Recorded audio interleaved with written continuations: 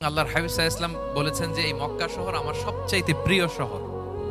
বাধ্য হয়ে তিনি যখন হিজরত করলেন মদিনায়, সেদিন বারবার তিনি মক্কার দিকে পেছনে ফিরে ফিরে তাকান আর কেঁদে কেঁদে তিনি বলতেছিলেন যে মাক্কাতু আহাব্বুল বিলাদ ইলাইয়া, মক্কা আমার কাছে সবচেয়ে প্রিয় নগরী।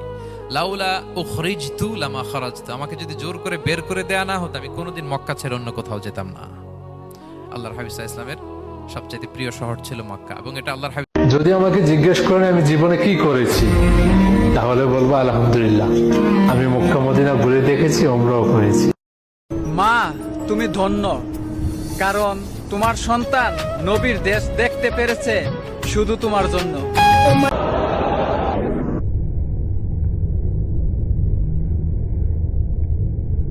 যারা হজ উমরায় গিয়েছেন, মক্কা থেকে মাত্র 5 কিলোমিটার দূর একটা মসজিদ আছে, মসজিদে কোবা।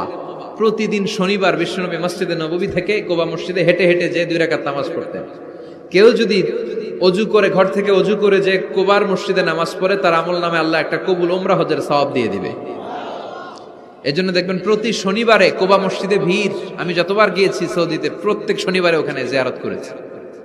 শনিবারে যে কোবা মসজিদে আপনি নামাজ পড়বেন।